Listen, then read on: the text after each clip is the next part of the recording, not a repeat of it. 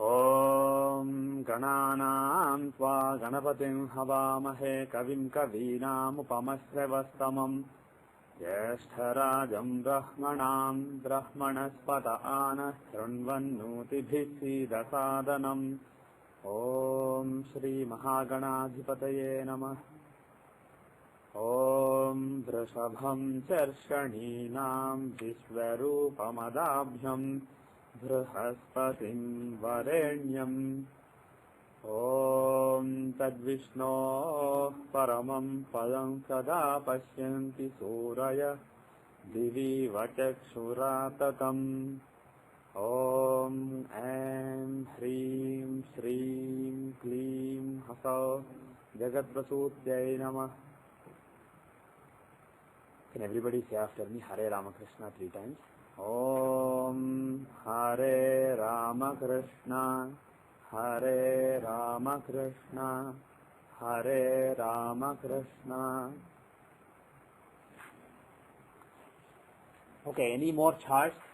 If any other people have any issues in any examples that they saw so far that they want the class to discuss, we can take up. We can take up any other examples. Before we move on to the next topic, I want to make sure that you have tried enough examples and you are comfortable with those examples, you are satisfied. Yeah. When we correct the individual chart, Yeah. we say from the time we say communion enter the correct one. Yeah. Should that be applicable for the mundane chart as well? Because when we do the mundane chart, we are not really taking the time. We are taking, for India we took 00. Yeah. But what is the delta between 00 announced time and actual time or anything like that? Is there any connection in that? That's a tricky question. Yeah. That's a, I mean, if you are given the chart of a particular country, again, the chart may or may not be right. So, you should be able to rectify. But in the case of country like India, they're clearly defined. This is when India becomes independent. Because that is in case of that But is fine. But for some other countries, for example, when US signed the Constitution or signed the Declaration of Independence, that exact time is not known. There are some scholars who dug up historical records and said this is the time.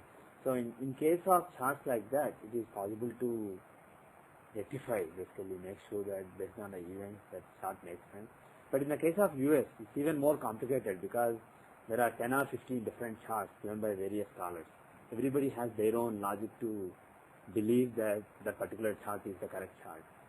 And those charts have not only different times, but even different dates. Some people take the July 4th, 1776 as the correct date. Some people take another date. There are so many different dates. So again, if you want to pick the right chart, you have to rectify. You have to look at, you have to see the events and rectify. So what you asked is relevant, but what I will say is, in the case of countries, you will have to deal with either a bigger uncertainty where you even don't know the date, or usually when you know the date and time, like in the case of India or for example Iraq, you basically know that the time is accurate because they consciously chose that particular country comes into existence at that particular time. So in cases where you know almost accurately, and in cases where you don't know, you have absolutely no clue, even date is impossible. Because it's very tough to define when US as a country came into its existence. It's very tough to define. So mundane charts are even more complicated. So I suggest stick to natal charts, stick to individual charts because they are easier. You can study the subject much more comfortably here. If there is a confusion between somebody's chart, somebody born at 8:16 or 8:25, yeah, how big of a difference is it? Because most of the planets are where they should be between both the charts, but then the degrees and certain planets have moved to the next sign. So most of the cases, if you have an uncertainty of 10 minutes, most planets actually don't move to the next sign. They are in the same sign in Rasi, Navamsa, all the divisions, except maybe Moon moves some higher divisions. But all the planets will be in the same signs in all the divisions. Even then, that doesn't mean that the planets show the same thing because it depends on where Lagna is. So Lagna is the same in both. In Rasi. But if you are saying 10 minutes, 8:16 and 8:25. Yeah, 9 minutes. 9 If you are saying a difference of 9 minutes, in Navamsha, the Lagna may have moved to the next sign. In Dashamsha, it may have moved to the next sign. If you take the chart of education, for example, D24, the chart of learning, definitely Lagna will change, not just by one sign, but in 9 minutes, it will probably change 3 different signs. So there are, if with 8:16, if you get Gemini Lagna in D24, for example, with 8:25, you will probably get Leo or even Virgo is possible. Actually, maybe Leo. So every 4 minutes, Lagna keeps changing sign. Every 4 minutes? In D24, roughly. Oh, in D20. If you want to see the spirituality of the person, and if you go to D20 chart, again Lagna changes once every roughly 120 divided by 20. Is that right? Yeah. So roughly 6 minutes. Every 6 minutes Lagna will be changing. And if you see the most important chart, D60, Shashtyamsha, which shows the overall karma to be experienced by the person. In that particular chart, Lagna changes every 2 minutes. So if you are saying 9 minutes, there are 5 different signs. So if you want to look at the D60 Lagna, you know that it's either Gemini or Cancer or Leo or Virgo or Libra. So that's not helpful. I mean, there are so many different possibilities. So how do you resolve that? You first, when you have a 10-minute window, first what I do is I start with the Rashi chart. See if Rashi chart changes, because in some cases, even in those 10 minutes, Rashi Lagna may have changed. It may be on a border. So identify the highest divisional chart where Lagna changes from one sign to another sign, and then go through both the Lagnas, use both the Lagnas, see which one makes more sense. Based on the events of the person and using the dashas, see which one makes more sense. Which of the When you say Rashi chart, meaning where the moon is? Look at Lagna. Lagna chart and Rashi chart are the same. I thought Rashi chart is where the moon is. No, Rashi chart is the chart cast by looking at the planets' positions in the Rashis, and it can be judged from moon or it can be judged from Lagna. It can be judged from either. So the chart that you see on the top there, that is Rashi chart. And if you judge the Rashi chart from Lagna, for example, see the descendant, it is in Cancer. So from ascendant, for example, Jupiter is in the 3rd house. In the same Rashi chart, from moon, where is Jupiter? Which house is Jupiter in? He is in the 5th house. So which house planets own, which house planets occupy, it will be different if you take from Lagna or from moon. You could take from Sun, you could take from Mars, you could take from Jupiter. You could take various references, but the most popular references are Lagna and moon. So Rashi chart is the same chart in which you see both Lagna and Chandra. Actually, one more point is the location of the moon tells you what the Rashi of the person. That's what I meant. Okay, so you are thinking about Janma Rashi. Correct. That's Janma Rashi is the Rashi where moon is when you are born. But Rashi chart is this chart, correct. which has all the planets. Okay. Yes. This position that you for Jupiter, will you take it as a 3rd or a 5th house? When you're reading the It is both. Jupiter. It is both. Because as far as mind is concerned, how the mind is reacting, how the mind is viewing what is happening around it, as far as mind's viewing of things is concerned, that is moon. So Jupiter is the 8th lord in the 5th house. And when you are looking at, for example, an engineer who is doing some intellectual mental work, moon is very important. Often people ignore Chandra Lagna completely. They use only Lagna. But when you are talking about somebody whose work is not labor, it's not physical, but it is mental. Whatever work I do at my workplace, more than half of it is mental work. So how I am viewing the work that I am doing, that is very important. So Chandra Lagna is important in such cases. So in other words, from Chandra Lagna, you judge the planetary positions if you want to see the mind's perspective on what is happening. If you want to see the overall what is happening, then Lagna. And if you want to see from the perspective of the initiative of the person, the aggression, the energy, from that point of view, how that energy is being impacted by various planets, whether one feels without any initiative, without any energy at a time, or whether the person has a lot of energy during a particular time. If you want to judge that, then Lagna and Moon are less important. Who is the Karaka, significator for Mars, right? For initiative and energy, it is Mars. So you take Mars. Similarly, you want to see the intelligence and the wisdom of a person. Suppose you want to see whether he is doing a wise thing or he's doing a really stupid thing at a given point of time. Suppose he's running Sun Dasha, Mars Antardasha. What is the result promised in Mars Antardasha?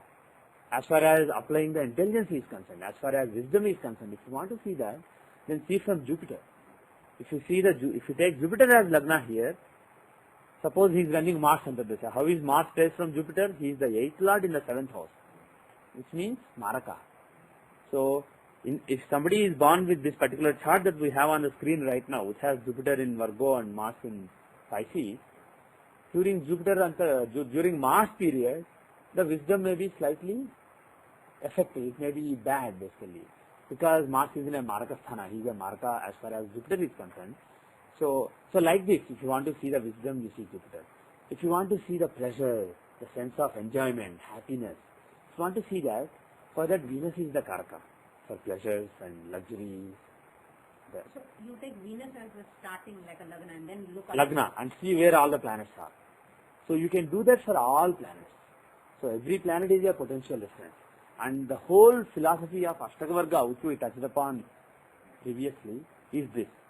It is that Lagna and Moon are not the only references, but every planet is a reference in its own right. But then does that planet take more importance than the Dasa which is going in, or the Dasa Lord? Not that planet. We are saying, suppose Mars Antardasha is running. So we are seeing where Mars is, what house he owns, what house he occupies, but those houses we are judging from Jupiter, we are judging from Saturn, we are judging from Venus. So it's not that Jupiter is taking more importance. It is that Jupiter as a reference is taking more importance than Lagna, because you want to see things relating to wisdom. Suppose you want to see things relating to hard work. Is the person, the patience, discipline and the hard work of the person, how are they impacted during a particular Dasha and Antardasha? Suppose you want to judge that. Then take, who should be the Saturn. So take Shani Lagna. Take Saturn as Lagna. Imagine as if Lagna is right here. Actually it is right here in this case. Saturn and Lagna are in Cancer, so that's a bad example. But even if this ascendant was somewhere else, you would ignore that ascendant.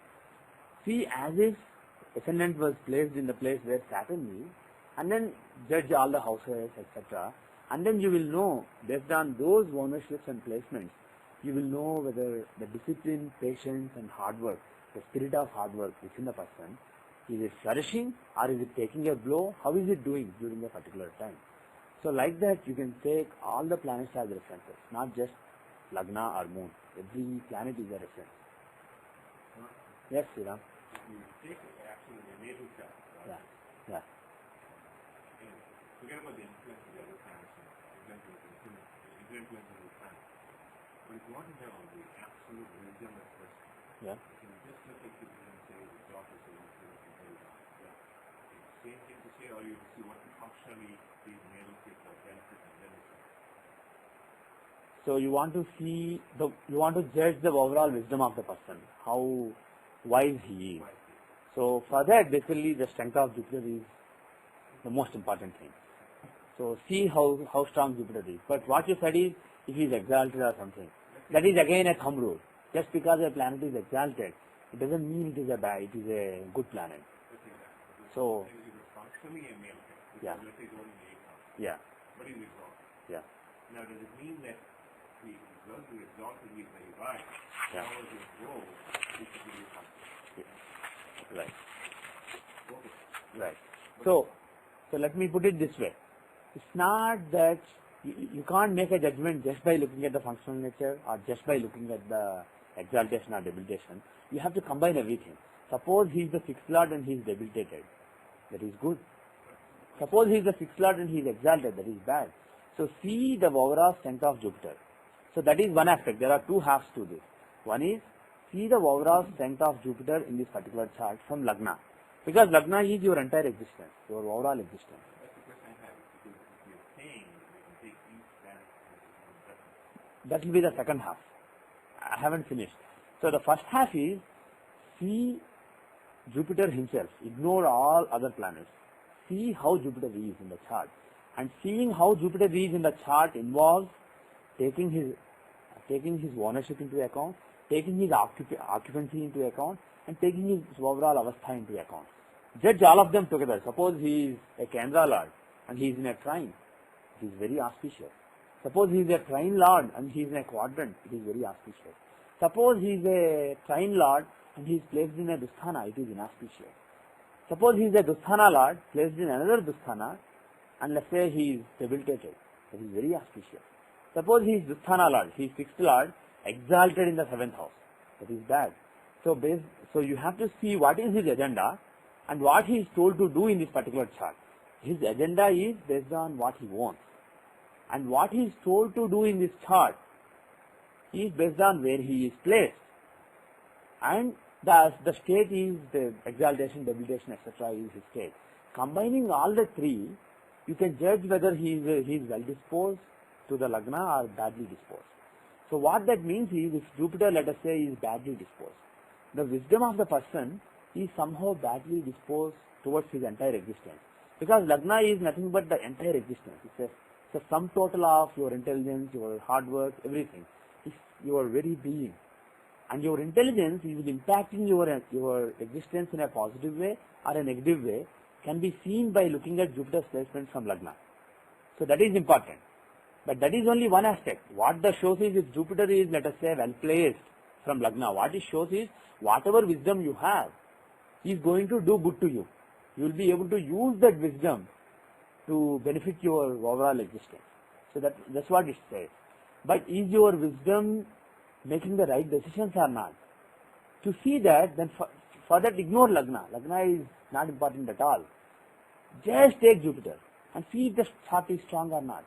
Then you can't ignore other planets. So one half is, look at Jupiter from Lagna. That shows how your wisdom will impact your entire existence. Is it going to benefit your entire existence or not? Second half is the bigger half, is more than half. That part is, take Jupiter as Lagna and see the entire chart. From the Lagna, for example, if you see a lot of planets in Kendra, Kona, using the thumb rules, you can say this is a good chart, he's a fortunate person. Or you can say he's an unfortunate person. Similarly, if you take Jupiter as Lagna and judge the whole chart, you get a picture of whether this is a fortunate chart or not. And based on that, you can judge whether all the planets are favoring his Jupiter or not. Because his intelligence will be able to function well only if everything else cooperates. His learning ability has to cooperate, his mind has to cooperate, his soul has to cooperate. So you see how various planets are whether various planets are well disposed to Jupiter or not. If they are, that means his wisdom will be very strong, he will be a very wise person. But again, if that same Jupiter is badly placed from Lagna, then that wisdom, he may be a wise person, but for some reason, that wisdom will not be useful to his entire life, his entire existence. So both are important. You can't say that one is, you can ignore one and make judgment just based on one. What if Jupiter is in the 8th in its own house from the Lagna? That is good. That is good. But doesn't the fact that it's in the 8th house bad? But if a planet in the 8th house is in own house, then the planet is giving Sarala Yoga. It's a good yoga. If the 8th house Lord is in the 8th house, it's Sarala Yoga. It's a good yoga. And what that means is, his agenda is 8th house. And he is told to take care of that house. So he will take care of that house.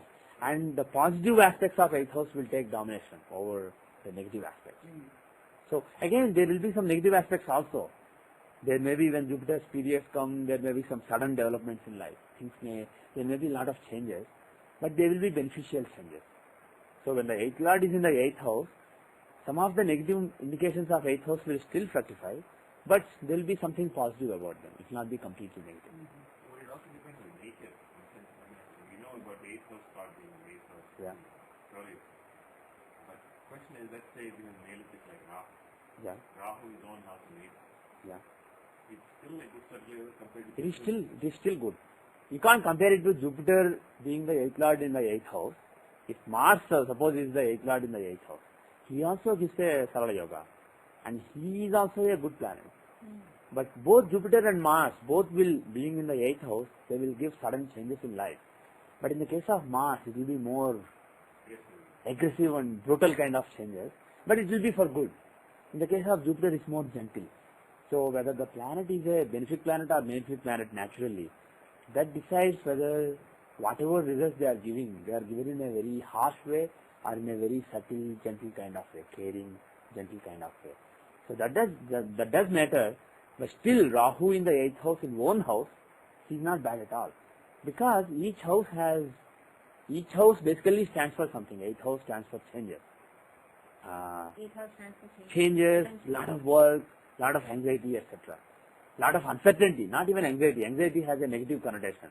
Basically, when you are looking at the basic meanings of all the houses, there's nothing negative about them. 8th house is uncertainty, changes, etc. It can be bad or good. That depends on the planet's agenda. If you bring a planet whose agenda is something else into that house, suppose the planet's agenda is to give him fortune. Suppose a planet is 9th lord and he's in the 8th house. Then the planet's agenda is to give him fortune. You are telling that planet who wants to give him fortune and protect him to give some uncertainty, changes in life. The planet doesn't understand it because he wants to protect. And if you tell it to protect in an uncertain way, they don't gel together. Protection and uncertainty don't gel together. So the planet doesn't know what to do, and the result is confusion basically. The protection that you have is basically going through turbulences. So that is very bad. On the other hand, if the planet's agenda itself is to give you uncertainty, you tell it, okay, you place the planet in the 8th house and tell it, give uncertainty, it completely understands what it means. So there is no confusion between different roles. So the planet will give you some changes. And so remember this thing, whenever a planet is in own house, it will never harm that house. So whatever that house stands for, the positive indications of that house will fructify. They will happen. Sixth Lord and the 6th house. That is also very good. The hard work and the service orient will come out more strong. If the 6th Lord is in the 6th house, what is 6th house? It is the house of service. It is the house of overcoming the obstacles. So 6th Lord has to give obstacles and also make you overcome them. So if you place the 6th Lord in the 6th house, you are telling him, give him obstacles and make sure that he overcomes them. So his agenda is to finally make him overcome the obstacles. So he won't even give any obstacles. So if the 6th Lord is in the 6th house, the person will not have a lot of obstacles. And it's called Harsha Yoga. The person will be cheerful because he has no worries to overcome. He is always very happy and cheerful. Usually worry free. If the 6th Lord is in 6th house, the person is usually worry free. They are carefree, easygoing kind of people. Especially if the planet is a benefic planet. If the planet is a malefic planet, if you tell Mars, give him some obstacles and make sure that he overcomes them. And Mars likes giving obstacles. So he will say, that sounds like a good idea. I will give him problems and also I will give him courage so that he fights back and overcomes them. That sounds like a good idea. I'll do that. So if Mars is in the 6th house, it is still Harsha Yoga, but there will be some problems. He will not be carefree, but he will be so strong. Any problem comes, he says, okay, we can fix it. That kind of a person. So he is also happy, but in an aggressive kind of, it's an aggressive kind of happiness. He says, problem, that's good. I can take care of it. I have a solution to it. Let's just go and do it. That kind of aggressive attitude, aggressive happiness will be given by Mars. It is also Harsha Yoga, but it's an aggressive Harsha Yoga. On the other hand, if it is Jupiter, you tell him, give him some problems and make sure that he can overcome them. Give him enough energy so that he can fight back and overcome those obstacles. Jupiter will say, if I give him obstacles and then let him overcome them, what's the point? Why not just make him happy? So that is Jupiter's nature. So depending on the nature of the planet, the way Harsha Yoga manifests could be different. So the same yoga given by Mars and Jupiter can have a slightly different way of execution. The planets execute it differently, but the end result is the same. He is happy and cheerful. Maybe we already covered this, but when you just said about taking the planet as a reference, Yeah. for example, we take Jupiter for wisdom or anything. Yeah.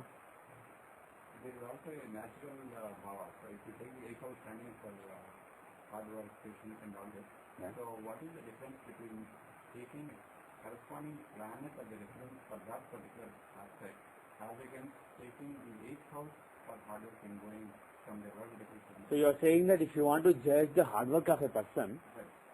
we talked about Shani being the Karaka, and we talked about just 8th house from Lagna. So you want a correlation between the two. Right. That's a very good point. And as a matter of fact, if you are talking about hard work, 8th house from Saturn is actually very important. So in other words, for each particular concept, each particular result, there is a house that is associated, and also there is a Karaka that is associated. And what Parashara taught is, if you take the house from the Karaka, that is the most important. 8th house from Shani. So take the 8th house from Shani if you want to see the hard work of the person. If you want to take the power of the person, take the 5th house from Sun. If you want power, right? If you want to see courage, not 5th house. What is the house? 3rd house. Take the 3rd house from Mars. That will be the most important house to see the courage of the person. Similarly, if you want to see children, 5th house from Jupiter. If you want to see the wisdom, again 5th house from Jupiter. If you want to see the mental peace, that's a tricky one. What should you do? Mental peace, mental happiness. Moon is the Karaka, 4th from Moon. That is very important for mental peace. Very important. If there are malefics in the 4th from Moon, there will not be any mental peace, especially in Navamsha. More than in Rashi. Rashi is the chart of physical existence, but Navamsha is the chart of the inner dharma and the inner abilities. It's basically inner self, whereas Rashi is the outer physical self. Navamsha is the inner self. And if you have... Pardon me? What is the same as affliction? 4th from Moon having malefics. Yeah?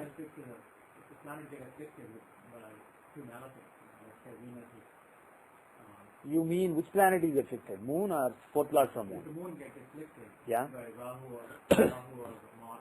Yeah? That is also due to the same unhappiness in 4th house. Right. Applies to Navamsha also, or Yes, it does apply to Navamsha. Navamsha of Moon is very important compared to the Rashi position of Moon. The Navamsha of Moon is extremely important because Navamsha is the dharma. It is what is coming because of the past life, and it is the seat of your fortune. It is your inner self. So the Chandra Navamsha, the Navamsha occupied by Moon is very important. And people usually observe the 7.5 years of Saturn, and they observe the Ashtama Shani. If your Saturn is, for example, in Leo, then if your Moon is in Leo in Rashi chart, then Saturn came into Cancer. He came into the 12th house from natal Moon. So he's supposed to start the 7.5 years of Saturn in trouble. It's called Sadhe Sati in Hindi, and it's called Elnad Shani in Telugu.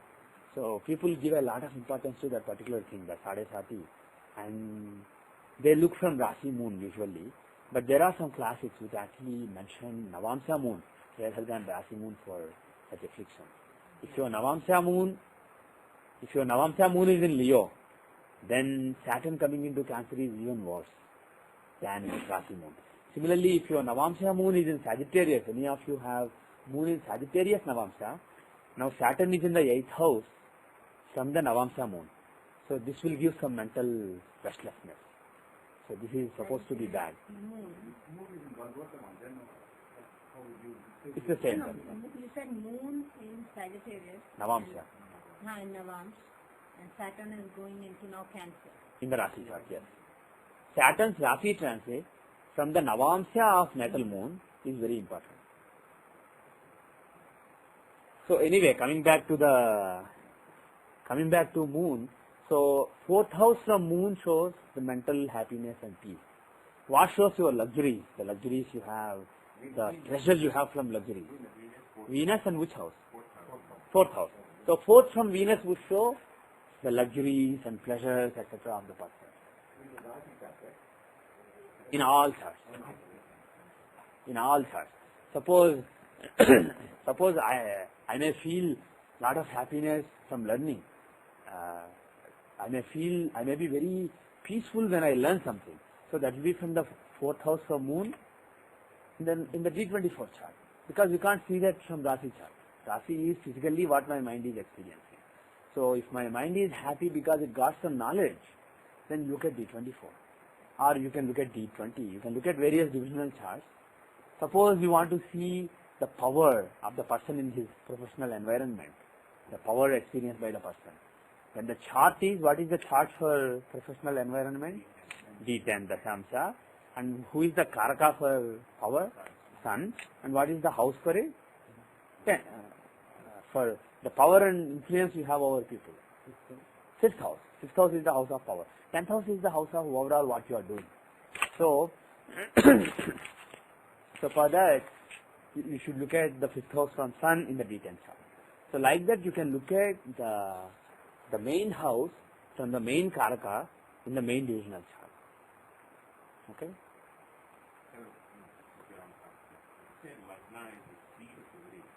Yeah. Yes, it is. It is.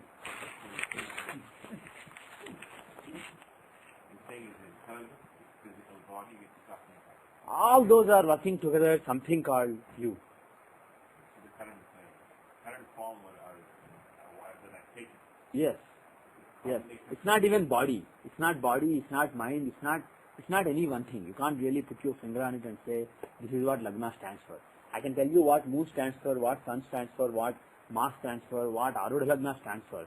But when it comes to Lagna, I don't really have clear words to explain it, because it is not this body. Definitely it is not just this body. It is, when you are saying Sri Ram is so and so, there is certain existence.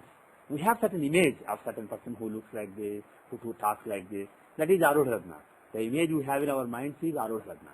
But there is a real Sri Ram, a person, a persona, a character, an entity in this universe. That entity is Lagna. It's very tough to explain. It's very tough to even feel.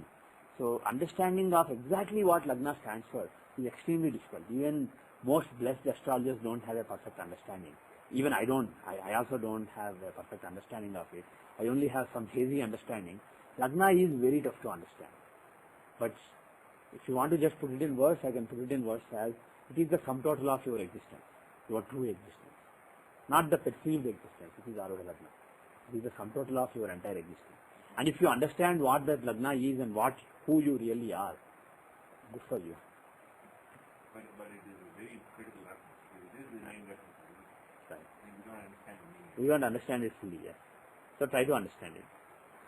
So the thing that you're trying to clarify is for any aspect, the any house as well as any from the character are both important. Both important. Now, I said that both are important. Now let me come to your question directly.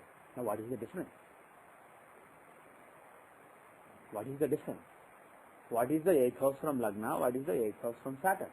What is the difference? I guess maybe the 8th house from the 10th house from Lagna is just giving you overall thing, whereas specifically from that character is giving you detailed aspect of that. No, I think Okay. Lagna again is seated with the very existence. Yeah. Again, what is the ultimate purpose and goal? You take whatever Lagna, the 8th house in Lagna is showing you the hard work. The obstacles that you face.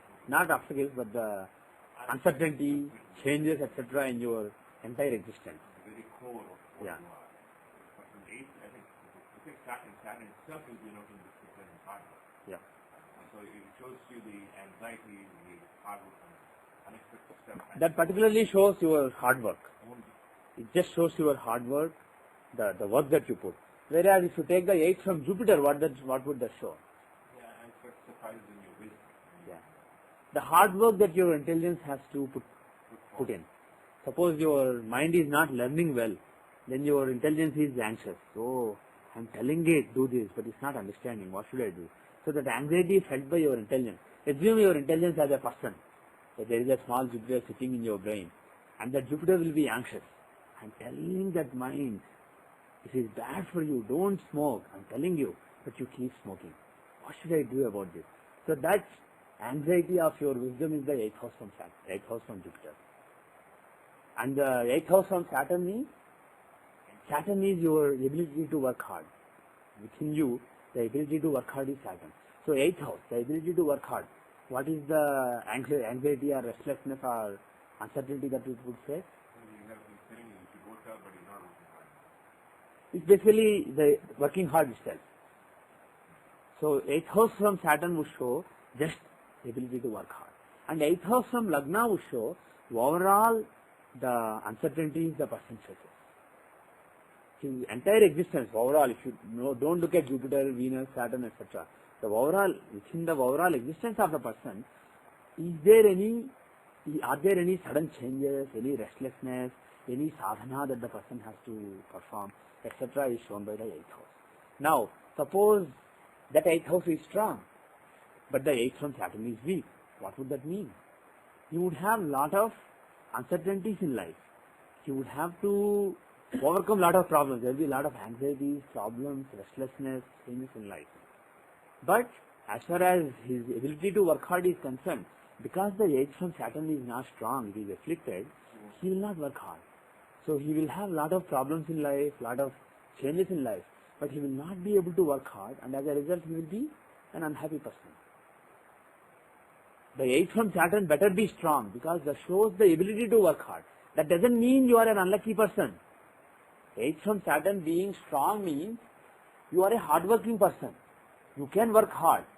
When there is a problem and you have to sit down and struggle, you have to labor, you will be able to labor. 8th from Saturn shows that ability to labor. But if the 8th from Lagna is not really prominent in the chart, you will be able to work hard, but you don't have to really struggle a lot in life. So that's a good combination to have. Whenever there is a small problem, you work very hard and get over with it. Whereas if somebody has a very weak 8th from Saturn and a strong 8th from Lagna, he can't work hard and he has a lot of problems in life. So it's a miserable situation.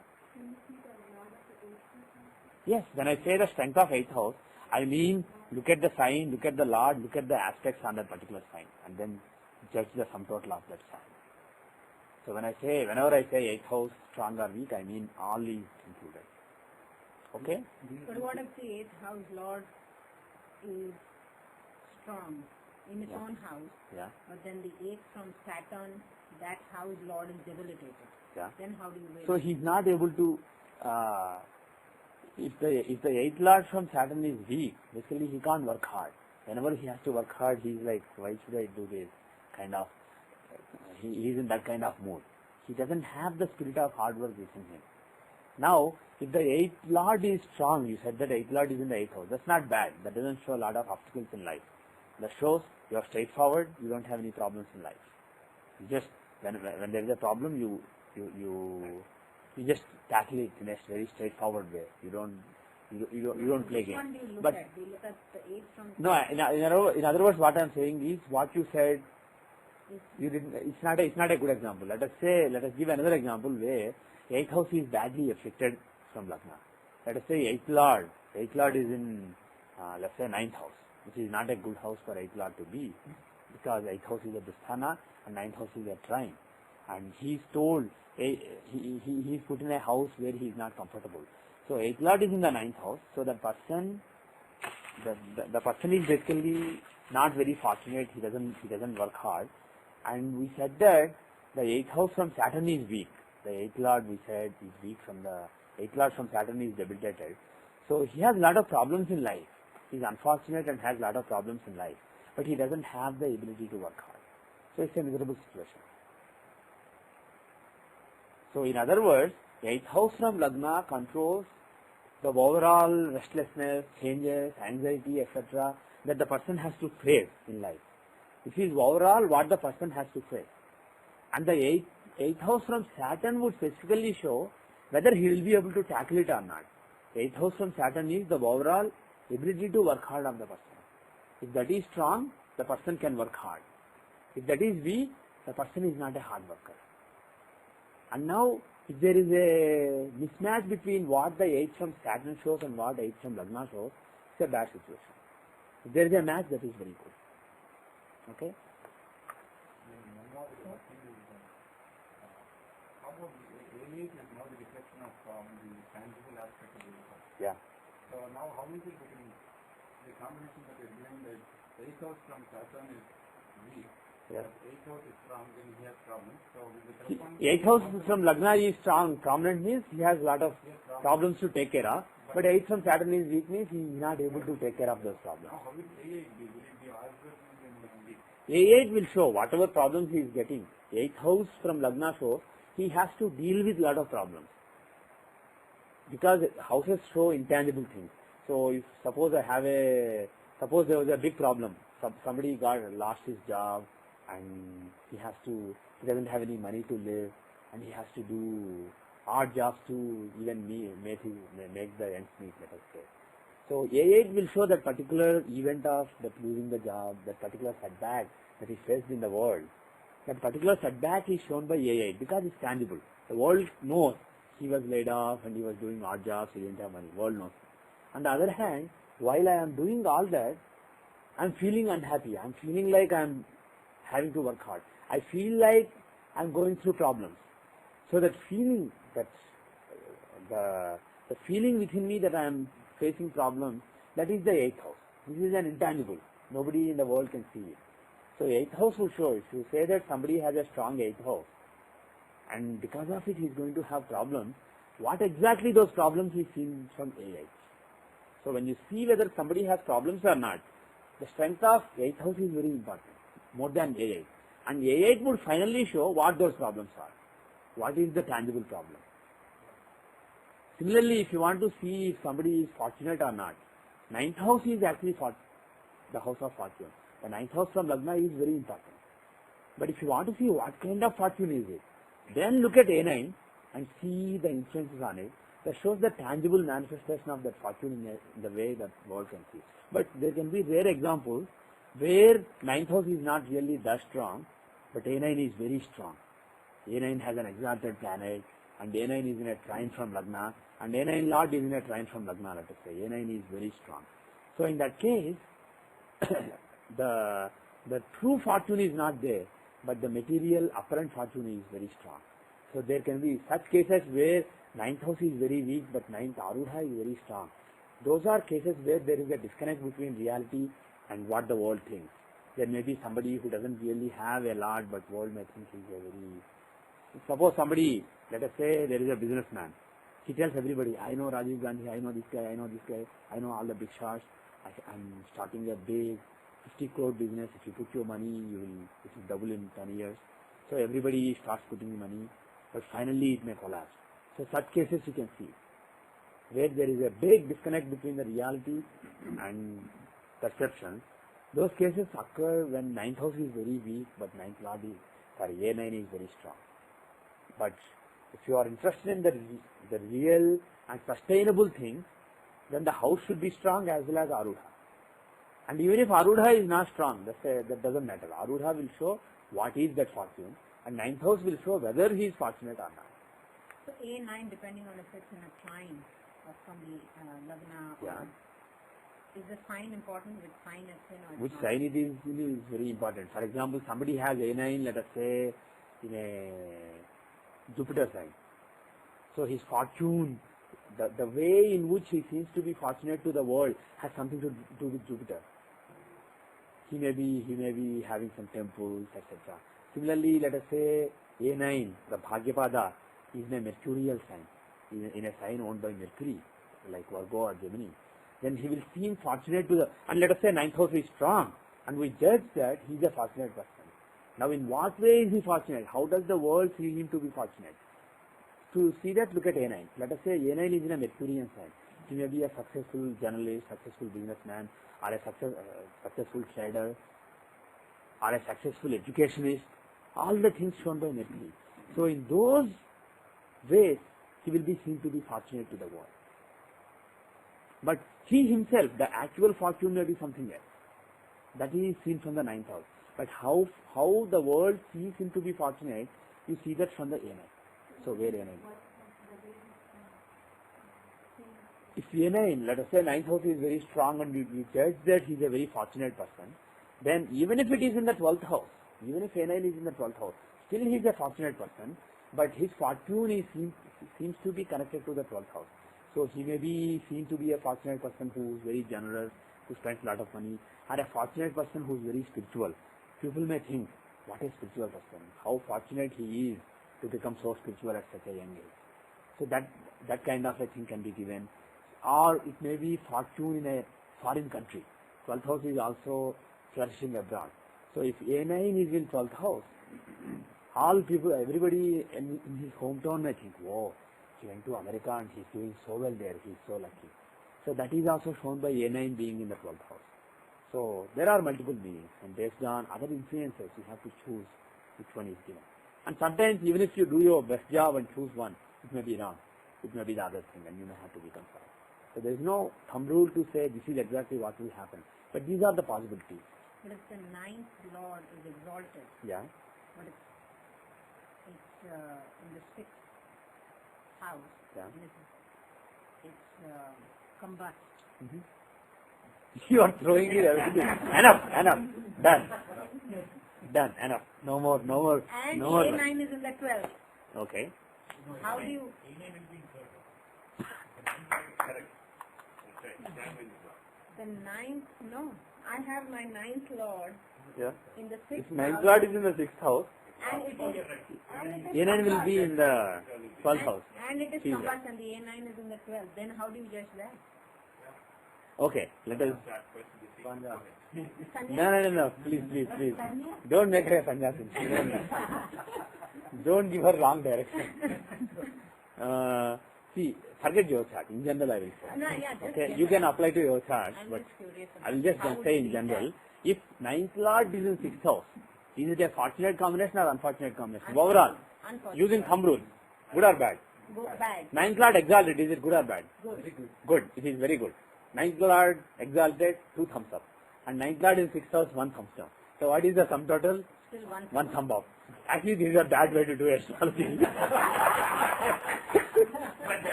And then A9 No, is let the me. 12th is I was just kidding. No, forget the thumbs up and down. I was just kidding.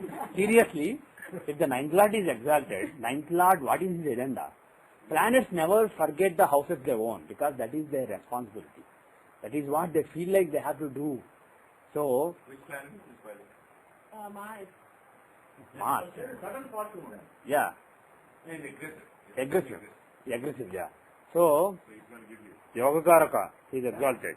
Okay, let us come to it. Let us do it systematically. Forget the other house owned by Mars. Let us just focus on ninth house.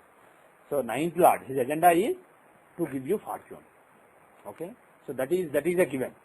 Now where he is, that shows what kind of resources he has access to. Suppose my agenda is to take care of my house, which is in Grafton, but I am here now, and there is something that I have to do. How can I take care of my house? I can use the resources that are here. I can tell Feshu, can you do this for my house? I can tell Narayan, can you call on your cell phone somebody so that they go to my house and do something, mow the lawn. So I use the resources available where I am to take care of my original agenda. So that is how we operate, right? We use the resources wherever we are so that our responsibilities are fulfilled. So similarly, if the planet is in 6th house, the resources it has access to are 6th house related. And what is 6th house? Service, overcoming obstacles, having problems and then overcoming them, fighting back, etc. So he will give you fortune, he will protect you, he will give you protection and fortune in such a way that you have to basically fight, etc. to get your fortune. So he is not bad at all, he will make you fortunate, but to keep that fortune, Work for it. you will have to work hard for it. You have troubles and you will come. You will have troubles, but at the end, because the planet is Mars, he will also give you energy to overcome the troubles. So he's combust. Pardon me? Exactly. He's combust. Combust with what? It's not a big deal for Then Mars. the Mars. No. Forget combustion Not important. is an overrated. It's an important thing. I'm not saying Sun it's and Mars is less important, but affect the quality of Mars. yeah, Yeah. he will actually There's no Mars. see. No, See, that's what I have heard and read, that there is no Mars Yeah, no Mars. because it's combust. No But Mars. yeah, but It's Mars. the Mars is a canopy. Mars is See, no see. visibility. The way I would look at it, combustion is an overrated thing, and if Venus is combust, it's a different matter. But if Sun is combust, Mars is combust, Mars is fire. What do you mean by fire is combust? If you say water is combust, it becomes steam. You put water, you put sun, and you take water near sun, water becomes steam. There is no more water. There is no more Venus. You take Venus too close to sun, there is no more Venus. But you take Mars close to Sun, Mars himself is a fireball. You take fire near fire, what will happen to fire? It's happy, it's in good company. When the chief of the army is with king, he is happy. They are discussing, oh, I fought so bravely and killed 100 people. Can you believe it, king? King says, that's cool, I wish I could do that. Actually, when I was young, I fought with 200 people. And then chief of army will say, yeah, actually I also fought with 300 people once on one. They are happy discussing their bravery, etc. Both are fire, both are brave. So, both are Kshatriyas. So, if Sun and Mars are together, it's not really a big problem for Mars. Even for Jupiter, a lot of people actually are very concerned when Guru Mojam comes. When Jupiter is combust, too close to Sun. Again, there are some world astrologers who don't give it a lot of importance. Because Jupiter and Sun are really good friends. They are like the priest and the king.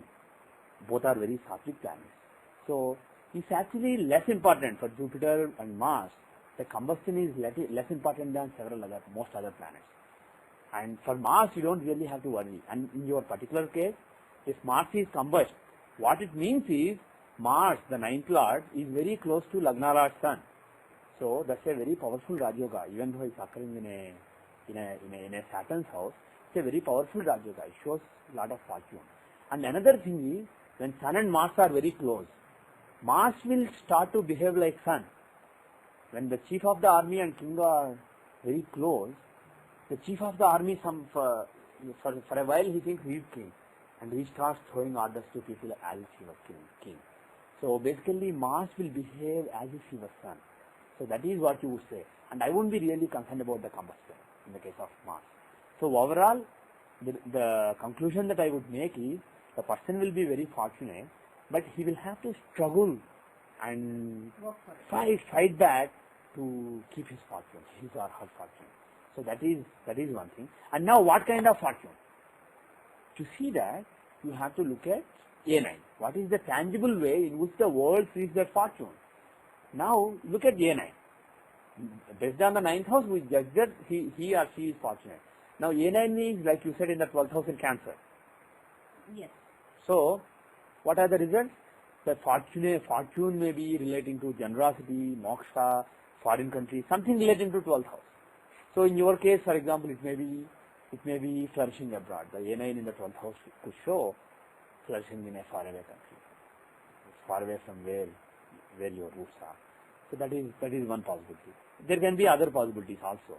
And it's not that when you look at A9 and see the tangible manifestation of the fortune of a person, it's not that the house from Lagna is the only important deciding factor. Where is moon? And who are aspecting A9? All those things matter. So, can we see your chart actually? To see the other influences. The data is it January 14, 1964? Yeah, January 14, 1964, 21:27, that is 9:27 p.m. 5:30 time zone is Indian Standard Time, Bombay. 72 degrees 50 minutes east, 18 degrees 58 minutes north. So this is the birth data of the person. So A9 is in Cancer. Now, to see the fortune of the tangible fortune of the person, you not only see which house it is in 12th house from Lagna, so it has to do with some kind of giving up. The fortune is related to some kind of giving up your country or giving up your money. Basically, it could be renunciation also, it could be moksha, renunciation, anything relating to 12th house. Through them, the person will seem to be fortunate. And in your case, it could be being in US, being far away from your country. So that is one result. But that is not the only thing. You also have to see who are influencing that A9. So are there any planets influencing A9? Is anybody watching it, aspecting it? Aspect. I'm saying, forget the Graha Drishti, because Graha Drishti is a desire and it will manifest only in a particular dasha. Let us look at Rashi Drishti. If you look at the Rashi Drishti of it, highlight Rashi aspected by this Rashi. These are the Rashis aspecting it. Taurus, Aquarius, Scorpio. These are the signs aspecting Cancer. And there is only one planet here. Who's there? Venus. So, Venus is aspecting A9. So, there will be some kind of Venusian fortune. So what does Venus show? Yes. Because Venus is the karaka of marriage in the 7th house. You had a fear. Very good. So Narayan's point is, Venus is the karaka for marriage in the 7th house of marriage. That too the Lord of Jewel. Jewel shows marriage. So Venus in this chart clearly shows marriage. Being the Lord of Upada and being in the 7th house, he clearly shows marriage. And his aspect on A9 will show fortune from marriage. Fortune after marriage, or becoming fortunate after marriage, or fortune through husband or through wife, through spouse. So that is one thing. Similarly, let us say the 9th Lord, Sun, etc. were aspecting A9, then fortune could be through father. So this is one way you can judge. You can look at the influence on it. And the third thing is, there are three things, which is one is house, the sign itself. The second is aspects, etc. The third is the Lord of the A9. That's moon. That's moon. So where is he? So there will be fortune given by moon, consistent with the nature of the moon in this chart. And moon is with Mercury and Ketu in the 5th house. So what would you say based on that? What does moon show in this chart?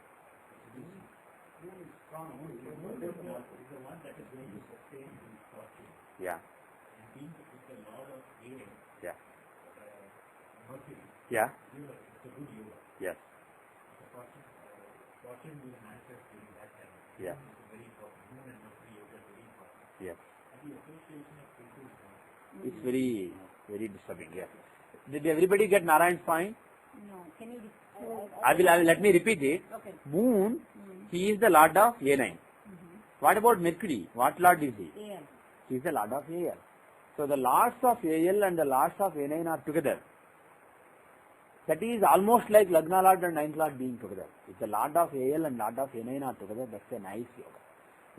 What is the purpose of AL Lord? What is AL? AL is your image. What is AL Lord? What is AL Lord? What would he show? Mercury would show the intelligence. Not the natural, I am not saying natural karakatva of the AL Lord in this case. I am saying in general. What would the AL Lord show in general in a chart? Lagna shows your entire existence. Lagna Lord shows how you are approaching the existence and how you are acting in such a way that the existence is furthered. So it's the planet whose agenda is your existence. And AL is your image, the perception, what you project in the world. And what is AL Lord? Who is driving those projections in the world? Always inanimate things from houses and animate things from Lord. So when I am saying the world has a particular image of me, there is something that's driving that image. World thinks of me as an aggressive person or as an intelligent person because there is something, some intelligence that's driving their minds. World does not have an image because for no reason. There is certain reason. So the AL Lord would show, the Lord of the Arush Lagna would show, was driving the image in the minds of the whole world. So he is the driver of my image. He is the driver of the image of my entire self. Was driving the pupil's image of myself. And A9 Lord, who is he? He is driving. He is not driving my true fortune, because that is 9th Lord. He is the one who is driving the image in the minds of the people about my fortune. So if those two planets are together, what would that show?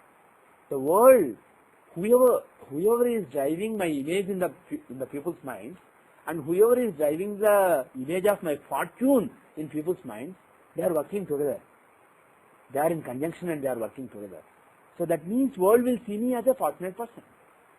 So it's a Raj Yoga, but it's more at a perception level Raj Yoga. So when you are looking at true Raj Yoga, it's not really that important. Lagna Lord and 9th Lord, your Sun and Mars being together, that is more important than, that is the real Raj Yoga.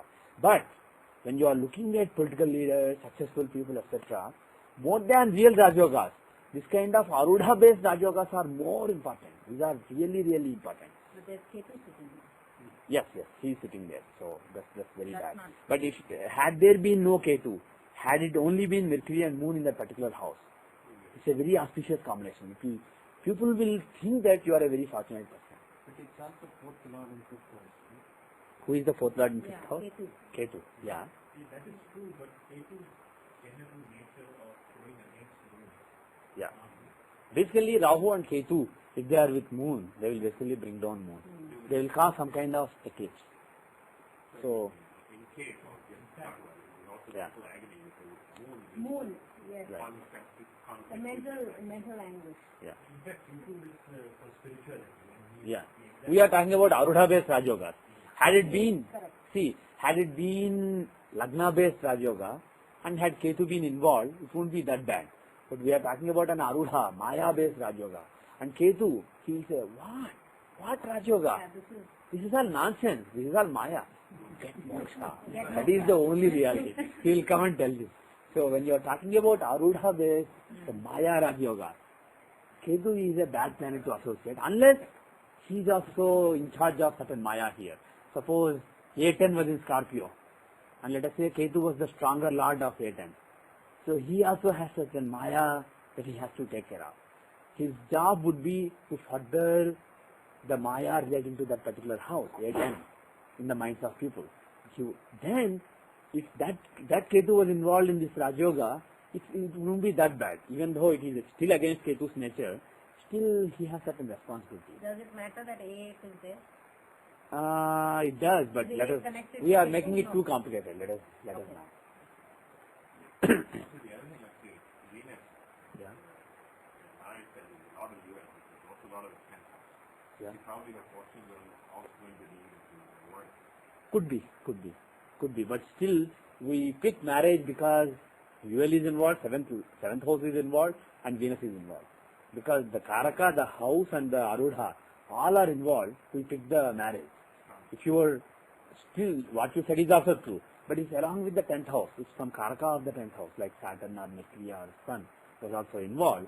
Then I would say the person would be very fortunate through job. But this is strong The strong, yeah. In this case. In this case, it looks like fortune will come around the marriage time. Marriage will make her fortunate. And also, it could be that she will bring fortune to husband. It's not like one thing is the cause and relationship.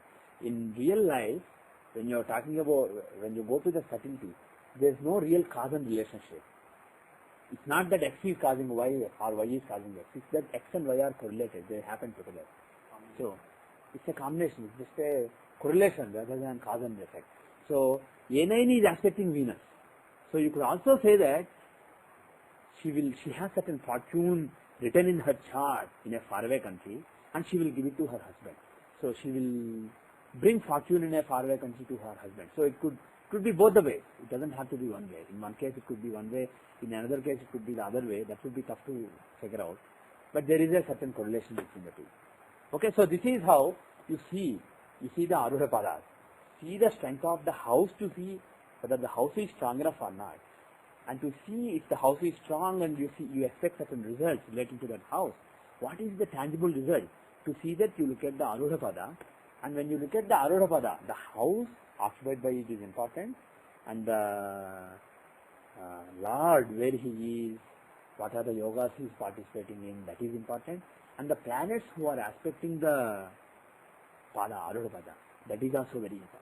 Does the Gochar planets also matter to the A9 or it doesn't? I mean, to Does the what? Does the what? Do the transits of the planets matter to the Arudha Lagna? Yes, the Like- chances do matter. Like if Saturn is now coming to Cancer, so it's gone into A9. Yeah, So that also matters, right? that matters. Absolutely It matters. affects the A9. That's what I meant. Based on the natal chart, you know, this is the fortune, this is the image, this is this, this is this. But things get modified based on the transit. Suppose, for example, in the last 2.5 years, Saturn was transiting in Gemini, In Arudha Lagna. in Arudha Lagna. Is Saturn's transit in Arudha Lagna good or bad? Bad. It's a bad transit. If Saturn is in Arudha Lagna in transit, it is basically, it gives diseases, it gives unhappiness, it basically takes down the Arudha Lagna. Saturn is Saturn does not take it up. He just likes to run it down. So that was a very bad transit. But right now Jupiter is transiting the 4th house from Aruha Lagna. Is it good or bad? It's a very good transit. If Jupiter is in a Kendra from Aruha Lagna in transit, he will basically promote that particular image. On the other hand, later Jupiter is going to come to the 5th house from Aruha Lagna. Right. Is it good or bad? Good. Who says bad? No, it's coming in a trine. Yeah. When Jupiter comes to 5th house from Aruha Lagna, does anybody's gut says that it's bad? It's a bad transit. If it was going into an enemy, If you're asking, it's got to be bad. But yeah. Then raise your hand and get the marks. If What? From the Aruha Lagna. We are not talking about mind, Lagna, etc. We are talking just for the image, just for status. For Aruha Lagna, if Jupiter is in a trine from it, is it good or bad? It's actually supposed to be very bad. Yeah. oh, is it? Jupiter in a quadrant from Aruha Lagna is very good in transit, but if Jupiter is in a trine from Aruha Lagna, it's supposed to be inauspicious. It will basically, it will be like a reality check. The person's image will take some kind, it will not be a drastic blow like Saturn would give or Mars would give, but it will go through some uncertainty, and the person will realize that this is all Maya. So that is what Jupiter would do when he is in a trine from Aruha Lagna. Because what is a trine from Aruha Lagna? Trine is basically the blessing. Trines are the house of blessing. They are the Lakshmi Sthana. So when Jupiter comes into the house of blessing, as far as image is concerned, Jupiter is not really interested in all this Maya. He wants you to understand the reality. So when he really is in a mood to bless your Maya, the only blessing he can give is remove the veil of ignorance. So he will tell you that this is all Maya. Don't worry too much about it. Even if there are setbacks, it's okay. This is all Maya. So he will bless your image by making you realistic, and if there is any bloated image, he will take the bloating out of it. If somebody has a bloated image, it's a big politician, he got more than what he deserved, and if he gets Jupiter in a trine from Aruha Lagna in transit, there will be some setbacks during that time. On the other hand, if he is in quadrant, he will protect the image. So this is what I was taught by my gurus, and I'm not fully convinced by the logic. The logic being the quadrants from Aruha Lagna will show effort, etc. to sustain the image, and when you tell Jupiter, give efforts to sustain this image, he will give efforts. But when you tell him, bless this image, he will say, why should I bless something that is Maya? I will not bless it. I will actually bless it by removing the veil of ignorance. So that is what I was told, and you can experiment. On the other hand, let me finish it. On the other hand, if Rahu and Ketu are in trines from Arudha, they like trines more than quadrants. They are the opposite of Jupiter. So if Rahu and Ketu are going to transit in a trine from Arudha Lagna, they will bless it like anything. Because they are told to give blessings to the Maya, and they love it. They don't love blessings to the real self, whereas Jupiter does. Jupiter is happy with the trines from Lagna, but nodes are happier with the trines from Arudha Lagna. They are happy. Oh, look at his image. That sounds like a very good idea. I'll do that. Especially Rahu more than Ketu. When Rahu is in a trine from your Arudha Lagna, it's a great blessing in transit. So it's the opposite. Yes, yeah. But in reality, this is only in transit. This is only in transit, absolutely in transit. Because like, for example, 9th house, any planet in 9th house is protected. Yes.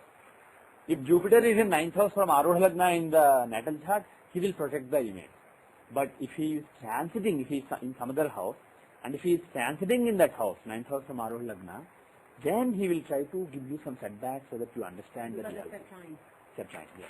So this is only transit. Even Rahu, if he is in 5th house from Arudha Lagna in natal chart, it's not good. Rahu in the 5th from Arudha Lagna in natal chart is not a good combination. But if he is transiting in the 5th house from Arudha Lagna in Trine is good, currently, that is a good transit. but not good in quadrant. Not, It's not, the exact not good in opposite of quadrants, yeah. He's Jupiter. the opposite of Jupiter. Okay.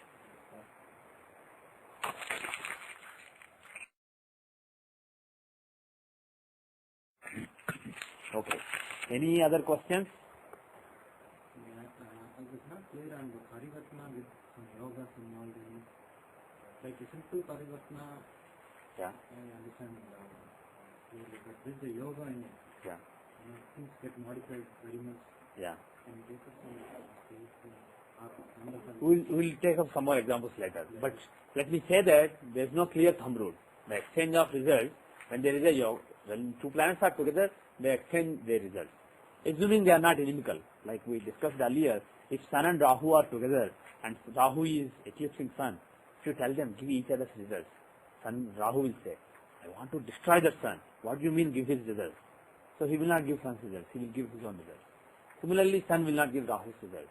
So when there are extremely inimical conjunctions between people who are very, very unhappy with each other, they will not behave like each other.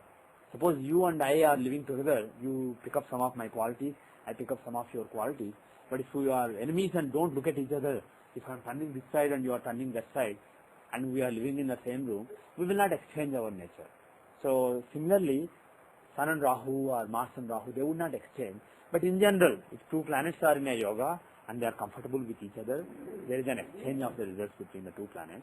And similarly, if the two planets are exchanging houses, X Lord in Y house, Y Lord in X house, then again they exchange their results. And your question is, if both are occurring, if a planet is in Parivartana with another planet, but also there are some other planets, whether the exchange due to yoga takes place first or the exchange due to Parivartana takes place first, that's very tough to predict.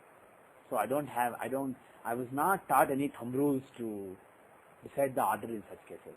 So I either go by my instincts, my gut, or if I already know something, I basically, based on it, I draw my conclusion. So I don't really have a clear formula. So we'll take it up later. Any other questions? I mean, the short question. So is the Parivartana itself a yoga or it depends on the house? Parivartana is a yoga. But is it a good yoga or a duryoga? That depends on who are exchanging. So, for example, let us say there is a nice temple, and let us say there is a nice library, and the librarian goes to temple and takes care of temple, and the temple priest goes to library and takes care of it.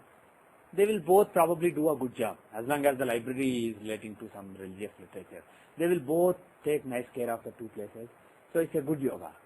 So there is some kind of interchange between the temple guy, priest may get some ideas relating to religion and order some nice books for the library, and the library person, he may have read a new book and he may use that particular procedure and do a new puja at the temple. So there is an enrichment of both. So it's a good yoga. On the other hand, if you take the priest to a jail and make him the prison guard, and take the prison guard to the temple and make him the priest, will that be beneficial to both the places? No, because this prison guard will come to the temple and say, you want puja? Sit down here. He will be harsh, and then did you move during the puja? He will beat you with a lathi. And similarly, the priest would go to the prison and he say, why did we lock all of those? There is God inside all those. Free them, and then now let us all do puja. Then both are destroyed. Both the places are destroyed. So similarly, if the 9th Lord and 8th Lord are exchanging houses, that's a duryoga. It's a bad house. On the other hand, if the 9th Lord and let's say 7th Lord are exchanging houses, it's a good yoga. So the answer to your question is, any exchange between two planets is a yoga, but whether it's a good yoga or a duryoga, a bad yoga, that depends on which houses they are. Any other questions? The third and seventh house exchange average, because third is a Yeah. and seventh is a quadrant. Third is not really a dusthana and seventh is a quadrant. So this is not really a Raja Yoga, but they are in the same trikona. Usually when you have an exchange in the same trikona, it is a good, though not a Raja Yoga, it's a good yoga. The third house shows the initiative and seventh house shows the desire. So the guy whose agenda is to give you initiative, he is placed in the house where you nurture desires. And the guy whose agenda is to make you nurture desires, he is placed in the house of initiative. And both are conducive to each other. So they will work nicely together. So they will they will enrich both the houses. With the seventh house experience, the Lord will enrich the third house and vice versa. So that is a good yoga.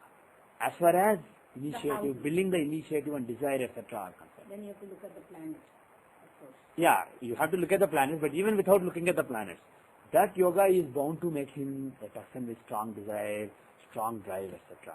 Whether that fructifies or not, whether that leads to something good or whether it leads to just frustration, that depends on other things in the chart. But as such, that particular yoga is a good yoga, even though it's not a Raj yoga.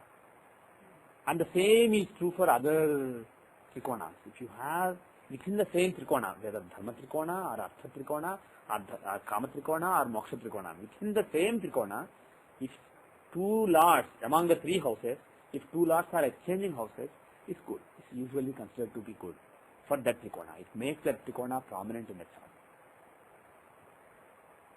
Any other questions? Yes.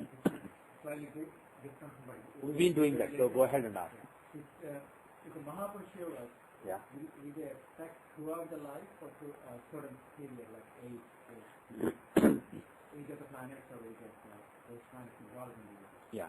Usually such yogas, such strong yogas as some Raja yogas and Mahapurush yogas, they give results, they don't give results in a particular small period. They give results in the entire life, but they don't start when the person is born. A person does not become a Mahapurusha just when he or she is born. So there is some trigger that is needed. So there will be a dasa or antardasa or a transit that will trigger them, or a combination that will trigger the Mahapurusha yoga, and once it's triggered, it's a lifelong thing. Once you become a Mahapurusha, you will remain a Mahapurusha unless you go to jail or something. Unless suddenly there is a big affliction in the Mahapurusha yoga, suddenly the whole thing may fall. So that is possible, but in general, the Mahapurusha yoga will work throughout the life once it's triggered. So, this weather schedule led to a lot of problems. Yeah. Yeah. What was the cause? What was the? Cause. We did it in a previous class. We devoted one whole class. We looked at the annual chart. I don't remember which class, but if you go to the website, there is one class. I think you also mentioned a tag, right? It should say. So if you look at, for each class, there is a short description of what is in that class. So look at that and download it. We did it in detail. Any other questions? So if you don't ask any questions now, hold your peace.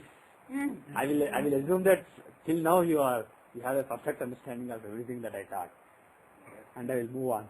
You're asking too much. Are the spiritual What?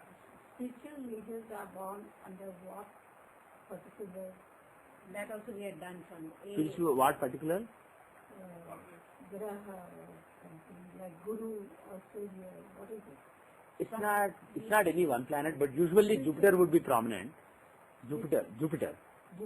Brahaspati, he would be, Guru would be, could be Sun also. Like I said, it could be any planet. If you take, for example, Ramakrishna Paramahamsa, he has Saturn very prominent in the chart, very strong Saturn in the chart. Saturn shows a yogi, sannyasi, an ascetic. So, yeah, Guru shows an intelligent, wise person who has a lot of wisdom within him and who imparts wisdom to the whole world. Sun shows an Atmagnani, somebody who has that, who has a very strong soul and whose soul is so prominent that he can perceive the soul. There is a soul within all of us, but we don't understand it, we don't feel it. But if somebody has a strong sun, that Atma is known to the person, and sometimes even the whole world can see that Atma. For example, Swami Aurobindo, he had a very, very, very strong sun, extremely strong sun. So he was an Atmagnani. Whereas somebody with a strong Jupiter, like for example Swami Chandrasekhar Saraswati, Swami Jayendra Saraswati, they are jnanis, they are wise people, very knowledgeable people in Vedas and traditional knowledge. And by looking at them, you will get knowledge from them. And by looking at people like Swami Aurobindo, who have a strong sun, you will get the Atma Jnana. There is a strong Atma burning there, that spark that is so strong that you can derive life from that soul. Similarly, if somebody with a strong Shani, like Ramakrishna Paramahamsa is there, he doesn't want anything. His life, basically they are ascetics. Saturn would make somebody a yogi, a sannyasi, an ascetic. No desires, they are happy to work hard. Their life is just not relaxing and enjoying life. They work hard and they enjoy it. So strong Saturn would show a yogi and a sannyasi. And similarly, let me finish. Yeah, we can see Vinchams also. And if somebody has a very strong moon, somebody who is very spiritual, he has strong moon. I don't have any examples, but such people would be very compassionate. They would love everybody. What is Could be. I don't know her chart. That's why what? Is Shani and Moon are together? Usually Shani and Moon together would give Vairagyam. Because Moon is the planet of mind and Shani is the planet of depression and sadness. Vayu basically, he is the planet of air. So there is a lot of air in the mind. That means the person In the end will become a Vairagya.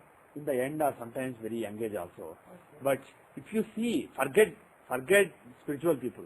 But if a client comes to you with Moon afflicted by Saturn, the person would have a tendency to depression. So be aware of it and make sure that you are very optimistic with that person. If you are also pessimistic, the person will take it even more pessimistically. So you don't have to make him, this could happen. You have to be careful. You don't have to do that with them because they are always thinking about what if this happens, what if this happens, what if this happens. They are always thinking about negative things. What if I am crossing the road and a car suddenly comes, takes a turn and runs over me? They are always thinking about negative things and they are always depressed.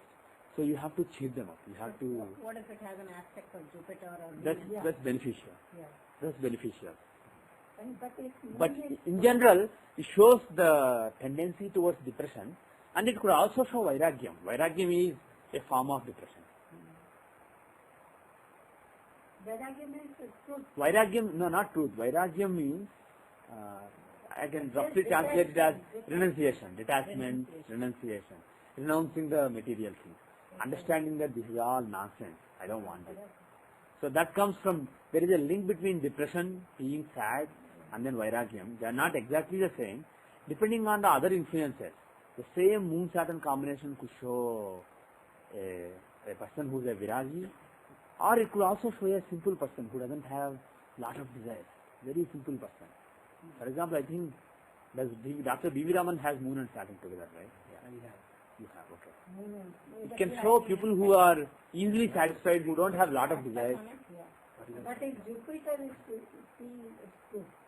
Yes, that shows that when Jupiter is seen, the mind is basically either sad or not very excited about mundane things. Very realistic. But at the same time, Jupiter would give some wisdom there.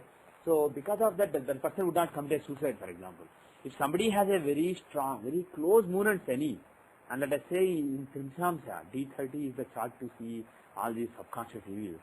And in D30 also, let us say Moon is afflicted, the person can be even suicidal. So when you see somebody with very close Moon and Shani, and let us say no beneficial aspects, and let us say Rahu is affecting them, or Mars is affecting that Moon and Shani, and let us say in D30, Moon is again afflicted, then you can conclude that. You don't have to say it to the person because it can be bad. So don't say you will commit suicide. But don't even say you will be suicidal because it may have a bad impact. You have to make them cheerful, and also if you think that their dasha is also bad, dasha is also running, you should caution people around him to make him happy. But there are several results for Moon-Saturn combination. Vairagi, simple person with no desires, and also suicidal person. But if Moon is strong and Saturn is not. Then it's not that bad. Not that. It's not that bad. For example, in Dr. Raman's case, Moon is exalted with Shani. So it doesn't show any depression or anything. The Libra Saturn is stronger, so that's not so good for Moon. So if Saturn is very strong and he is close to Moon, that could show depression. But again, it depends on what is Saturn's agenda. Yeah. Because if Saturn is a Yogakaraka in the chart, suppose somebody has Taurus Lagna, and let's say Moon and Saturn in the 6th house. Saturn is a Yogakaraka. He wants to give nice dharma and karma to the person. So if that Saturn is exalted and he is afflicting Moon, it may not be depression.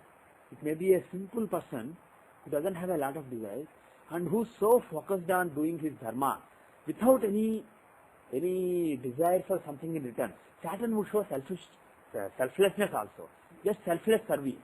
So if Taurus Lagna, for a Taurus Lagna person, that 9th and 10th Lord Joker ka Saturn would show the desire to do your dharma in the society without any selflessness. Work hard for the world and do your dharma. That Shani is restricting moon. Then he may not have mental happiness because his mind is focused on, I have to go and do this particular puja at so-and-so place. So that seva, Saturn also shows seva bhava, the spirit of service. So that may be strong in such a person. Now, if Leo is a Lagna, Yeah. and Moon is in Libra, Yeah. Moon and Saturn, then what is the Do you have it? 6 and 7. Okay. Okay. Leo is the Lagna and Moon and Saturn are in? third Libra? Yeah. Libra. Then what is the See, Saturn is the 6th Lord. 6 and 7. 7th also, but I am focusing on 6th. So he is a Dusthana Lord. And 6th Lord's exaltation is not good. It will show a lot of obstacles, lot of worries, lot of problems to overcome, etc. And when Shani gives problems, he will give Saturnine problems, which are, and depression is one of the possibilities. So when Shani gives you problems, he will also make you sad about the problems. And when that Shani is afflicting moon, it will take away the mental happiness. So if Leo Lagna has moon and Saturn in the 3rd house, there is some proneness to depression. The person could take things negatively, become sad. There is the proneness. So you have to be careful. But it also depends on how close moon and Saturn are and who's affecting them. degree? Yeah, degree wise. If they are like at 2 ends of Libra, it's not a big deal at all. On the other hand, if they are within like 5-6 degrees, it's very concerning. But it's too bad because it's a malefic in that house, right?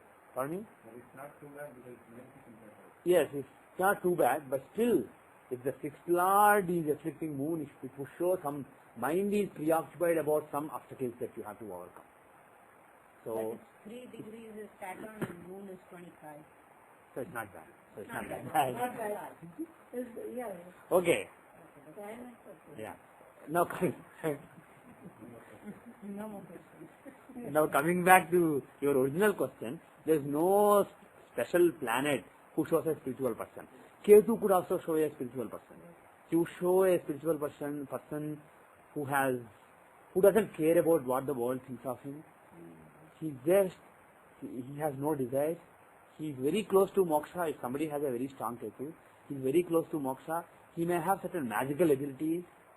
He may have certain siddhis also, and he may be a Baba kind of person that the world flocks to. But he doesn't. If somebody is a real sadhu with really strong Ketu, he won't care about all those things. All the mayas, magic, siddhi will automatically come to him. It will be somebody who is an advanced yogi. And even Rahu can show somebody who has certain special siddhis. Rahu and Ketu show people who have certain siddhis and people who are into occult practices. See, when at a very early stage, when somebody is spiritual and going towards moksha, you pray to gods, etc. But after a while, when you are very close to getting moksha, there are certain kriyas that you have to do, certain procedures that you have to follow. And all these people with strong Rahu and Ketu are at an advanced stage towards moksha, and they are doing all those things, weird things. They will seem very weird. If somebody has a strong Ketu, he will be doing weird things, and you would think he's a weird person, wandering in Himalayas, doing really weird things. So in other words, every planet is capable of making somebody a very spiritual person. If somebody has a very strong Mars, actually Ramakrishna Paramahamsa, he not only had a strong Saturn but a very strong Mars as well in the 12th house, exalted Mars in 12th house. So if somebody has a very strong Mars and he is a spiritual person, the spirituality would be very forceful spirituality. If he wants to do it, he will do it. He did. Ramakrishna Paramahamsa, he did worship of Kali for a long time. When she did not come and he could not see her, he became frustrated. He decided to just cut his head. He took a sword and he was about to cut his head, and then suddenly he fainted and he saw Kali. So that kind of drive, the determination, the forcefulness is given by Mars. Who was this? They will be Paramahansa Yoga? Ramakrishna Paramahamsa. Ramakrishna. So, if there is a strong Mars in the chart of a spiritual person, it will be a sadhaka. It could be a great Hanuman Bhakta, or Bhakta of Narasimha, Bhakta of Kali, Bhakta of basically Ugra Devata. They will be worshipping very angry deity, and they will be very angry themselves. Not angry, but very forceful and with a lot of fire within them. They will be great sadhakas. Whatever practices, spiritual rituals and practices they are doing, they will do with lot of force. They can sit down for 30 days without eating food, without doing anything. If they want to do a particular puja, if somebody tells you, you will see so-and-so God if you do this particular mantra for 30 days without taking food, they will say, okay, I'll do it, and they'll do it. That kind of determination is given by Mars. So each planet can make you spiritual in its own way. So if you look at great spiritual leaders, you can see the dominance of all these planets. So it's not any one planet who makes somebody a spiritual person. Just as it's not any one planet who makes somebody a materialistic person. Each planet has good and bad. Any other questions?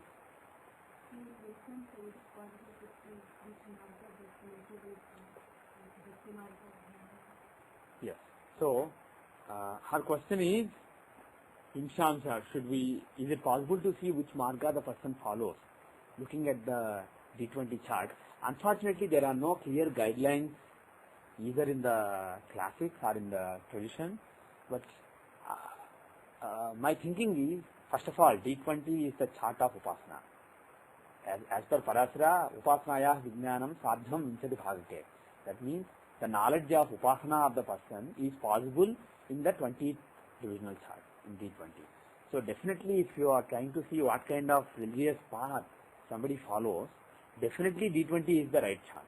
And now, how do you see which planet is showing the path of the person? Which house should we see? Yes. Marga, the direction of the person should be the 4th house. And the dharma followed by the person is 9th house. So these two houses are important, 4th house and 9th house. 9th house is the house of the dharma, and the 4th house is the marga, the overall direction of the person. And should you see it from Lagna or from Jupiter? Or? Very good. Very good. So do you say that the 4th house from Atmakaraka in D20 should be important? 4th house from? That is my finding too. There is no clear classical dictum for that. But when I studied spiritual people who follow different margas, somebody does yoga and then they want their kundalini to rise and come here, and they're happy. And some people are happy with their kundalini where it wants to be, and they just surrender to the God. So there are totally different paths. Some people want to take control, and then some people there may be different worshippers of the Divine Mother. Some people will look at Divine Mother as a mother, and they pray, Mother, please bless me. Some people will look at her as a daughter, Mother. They will say, are you happy? They will perform the marriage of the deity. They will give a lot of affection to the deity, treat her as a daughter. And some people treat her as a wife, treat the Divine Mother as a wife. And certain rituals even involve sexual procedures. And some people even look at the Divine Mother as a servant, and then they command her, do this, and then they will get their results. And those who command will get their results faster. But it's a very risky path. If there is a small mistake, they can have a total fall. All the good things they did for so many lives, making them into human beings will be wasted. They will be reborn as maybe an amoeba or something. So it does happen. But you said. So in other words, what I am saying is, there are so many totally different paths, and it is very ridiculous for me or anybody to judge that this is the right path, this is the wrong path. There is no right and wrong. If there is only one right path, God wouldn't create all the other paths. There is some reason for which God created so many paths. There is some kind of harmony this way. That is why God created all the paths. But the path that your Atma feels affinity towards, my finding was that you see it from the 4th house from Atmakaraka. When I studied Shastra of various spiritual people belonging to various paths, I found the Atmakaraka, the 4th house from Atmakaraka in D20 to be the important house. See the planet there. If the planet is, let us say, Jupiter or some such planet, their Atma is happy with the Jupiterian path, which is the Vedas, tradition, follow the tradition, conservative approach, Upanishads, read Vedas, Vedangas, Upanishads, and do the Vedic mantras. That is the path. Yeah, Jnana Yoga. If the planet is like Moon or Mercury, it is Bhakti Yoga. Be compassionate, surrender to the God and let him take care of you. So they will give Gnana Marga. If the planet is Saturn, I found that they are into yoga. The Patanjali's Yoga Shastra. So they want to do yoga, they want their Kundalini to rise and they want to have certain siddhis. So these are siddhas and yogis. If Saturn is involved. If Sun is involved, Sun is actually what I found is, Sun and Jupiter show the same thing, basically the Vedic path, Jnana Marga. Moon and Mercury would show Bhakti Marga. Even Venus would show Bhakti Marga. And Saturn would show the yoga, etc., the Kriya Marga. They would also be Karma Yogi. Venus and Venus as well? Moon and Mercury are Bhakti Marga, and Venus also seems to show Bhakti Marga. But again, this is based on like 20-25 charts. So, but it is based on solid principles. Basically, it is based on clear logic, very logic that makes sense. But again, because it's based on like 25 charts, it may not be perfect. So you keep this in mind, and when you look at more examples, you can consolidate this particular knowledge. This is experimental knowledge based on my own observation. But definitely, when you are talking about the spiritual path that somebody feels affinity towards, definitely the soul must be involved. So definitely Atmakarka must be involved. And definitely D20 must be involved. So having those periods of correlation before between the spiritual and so the switching of the Atmakarka is reason for it? Could be a reason for it? It could be a reason for it. It could be a reason for it. But even if somebody does not have a switch in the Atmakarka, let us say Atmakarka, fourth house from Atmakarka has Jupiter, and let us say the path is the Vedic path, the Gnana Marga, it doesn't have to happen immediately. For 20 years in life, he may be wandering without any direction, but throughout the life, the direction that his soul desired may be that particular direction, but it may not have fructified because maybe the correct dasha did not come. But at 20 years, suddenly he may go into a particular path. He may start Kriya Yoga, and then he may start something else. And after experimenting, maybe at the age of 50, he may find this path. But for all you know, this may be the path that his soul always wanted. So when he found that path, his soul may be at peace. So he may finally find that inner peace within him when he found that path. So in other words, what I am trying to say is, when you look at the Atmakarka, the fourth house from Atmakarka, you would see the marga that the soul wants, he is comfortable with. It doesn't necessarily show the path that you follow. Because you don't know. Your soul may not be advanced enough to actually enforce that path on you. Your mind may be stronger, and it may be enforcing something else on the soul. Whereas, if you look at great spiritual people like Aravinda, Chandrasekhar Saraswati, or Swami Shivananda, if you look at all these spiritual people, definitely they are people with strong souls. So their soul would have taken control of their lives long back. That is why I focused on their charts. So if you see, yeah,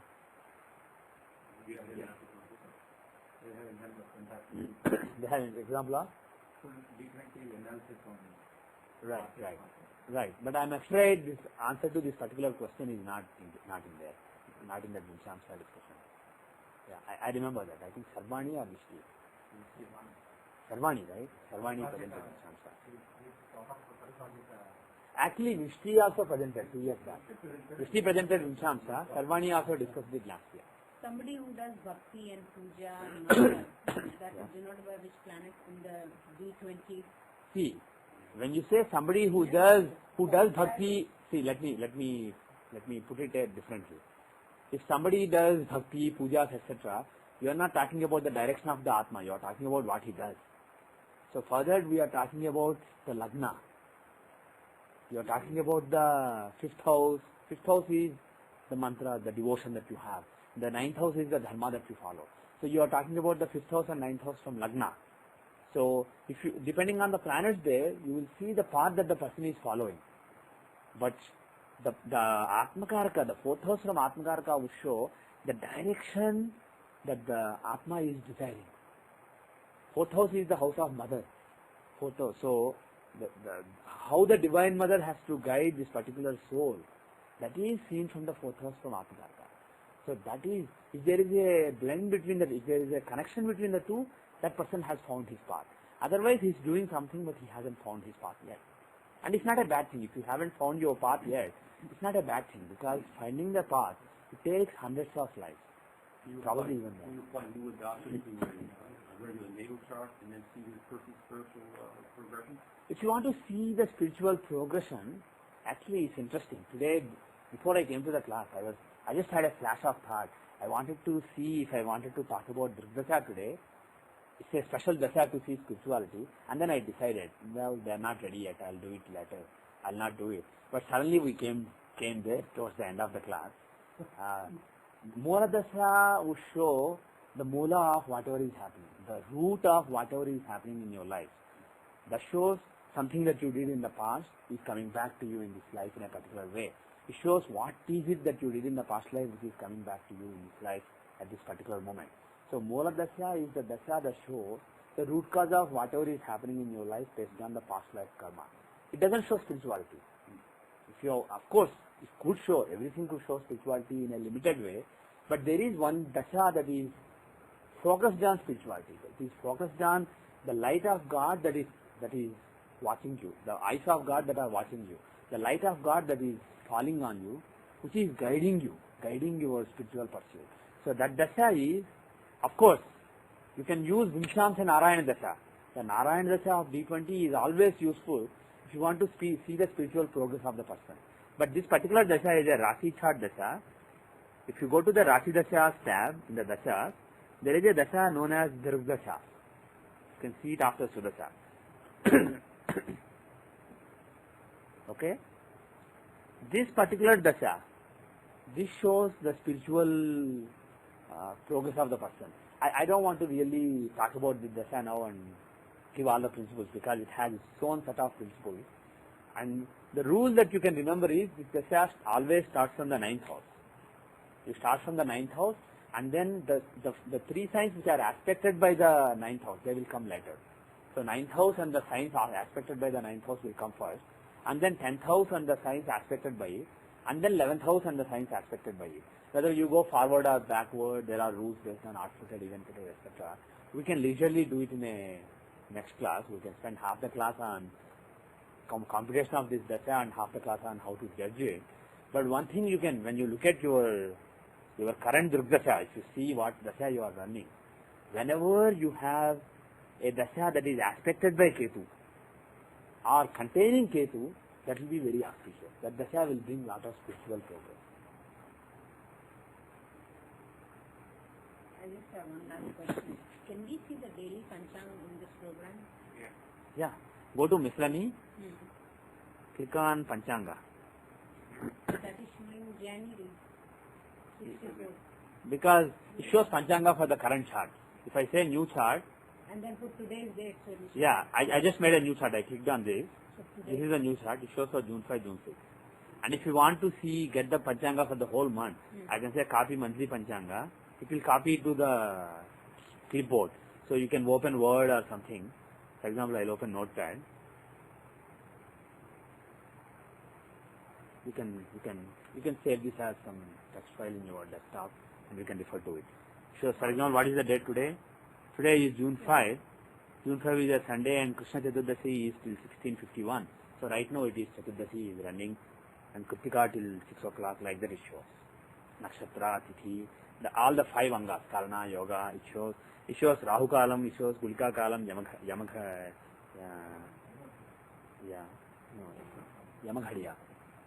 Yamaghadiya's time, and So in that sunrise, sunset, moonrise, moonset is shows. So in Rahu, Gulika and Yama, you shouldn't be starting anything. Is that what they say? Anything auspicious? There are various parts of India where there are various beliefs. So whatever you want to use, I just give it in the software. Because if you don't want to do it in Rahu Kalam, if you don't want to do it in Yamakandam time, if you don't want to do it in Gulika Kalam time, basically you won't have any time. The whole daytime may be covered. So you have to go to office at 11 o'clock in the night. So you can't exactly follow it, but there are certain rules, certain sentiments, there are certain people in it. I have a very interesting experience. It's just a short story. We had attended Sanjay ji's session in Orissa, Yeah. and we had met somebody there who would change her gemstones based on the hora of the hour? Oh my God. How realistic is that? Like if it is, For that person it's very realistic, for me it's very unrealistic.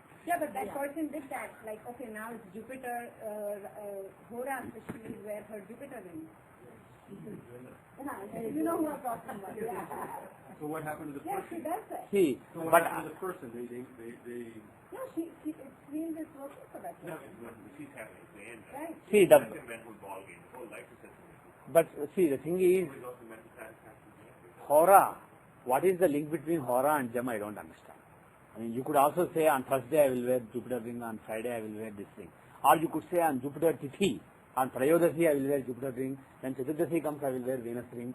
You can decide it based on Tithi, you can decide it based on Karanam, you can decide it based on Yogam, you can decide it based on Varam, you can decide it based on Nakshatram, you can decide it based on your Dasha, Antardasha. There are so many divisions of time based on which you can decide.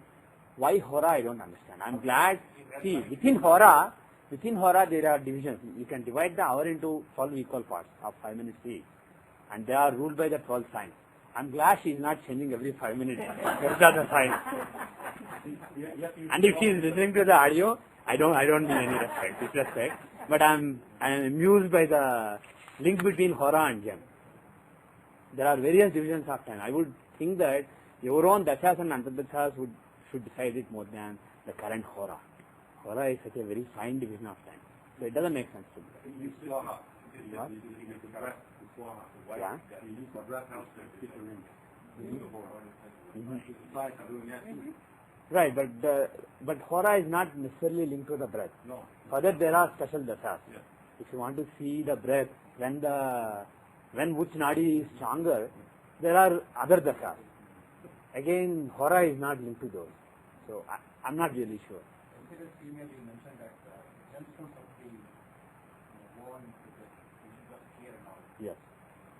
Can you say something about this? Yeah, I'll just say for two minutes and then I'll not take any more questions. We'll end for today. See, this was relating to somebody's question. So yesterday was Krishna Shani Trayodasi.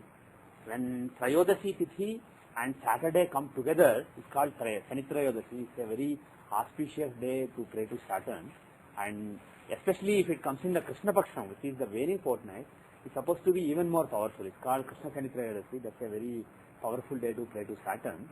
Especially yesterday was Bharani Nakshatram, which is Shani's favorite Nakshatram, owned by his brother Yama.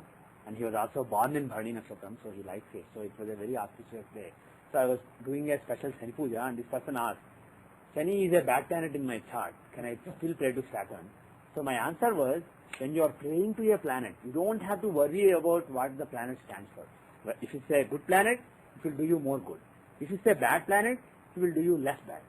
So worship is always a risky thing. On the other hand, wearing a gemstone is not a sattvic approach. I mentioned it earlier also in one of the classes. This is not a gemstone, this is Lakshmi, forget it. But wearing a gemstone is a Rajasic approach. You are trying to control the planets, manipulate the planets using the energies of the gems, etc. So when you are doing that, you have to be careful. If you wear the gemstone of a planet who is inimical to you, whose agenda is to spoil you, if you strengthen that planet will harm you. So quick thumb rules, again thumb rules don't always work, but quick thumb rules given by elders are, don't wear the Dusthana Lord's gemstones. If you wear the 6th Lord or 8th Lord or 12th Lord in your chart, if you wear their gemstones, it's not very auspicious for you. Similarly, if you wear, let us say, the 7th Lord or 2nd Lord's gemstone, and you are running a Marakadasha, it's not good because their agenda is to kill you. And if you wear their gemstone and make them stronger, that will basically embolden them even further to kill you faster. So that's not a very good thing to try, unless you are in a hurry to die. So usually people advise against wearing the gemstone of 7th Lord or 2nd Lord when you are running a Markadasha. But otherwise, if you are not running a Markadasha right now, if you wear the 7th Lord's gemstone, it's good for marriage. So that is acceptable. So some people advise 7th Lord's gemstone when the Markadasha is not running. And in general, Lagna Lord's gemstone is very auspicious because He's the most important planet for you. And 9th class gemstone is also very auspicious. So basically choose planets who are very good in your chart, and if you wear their gemstones, they will do you good. And if you and also if there is a yoga in your chart, for example in your case, Sun and Mars are together. The Lagna Lord Sun and the 9th Lord Mars are together in the 6th house, giving a Raj Yoga. So in that case, when you see a special Raj Yoga like that, if you wear that particular ring of Sun and Mars, if you wear ruby and red coral together, for example, it's not a very hit combination, very popular combination. But if you wear such combination, that can make the Raj Yoga fructify faster. But Mars is also a Badak. Yeah. That's not good. See, there are so many other constraints that you have to look at. But if you want the Raj Yoga to work, there may be some Badha, but the Raj Yoga will work. Then you wear that yoga. Anything you wear, there will be some good and bad. But it depends on what you want. But in general, you don't want problems. So you don't want to wear 8th house last thing.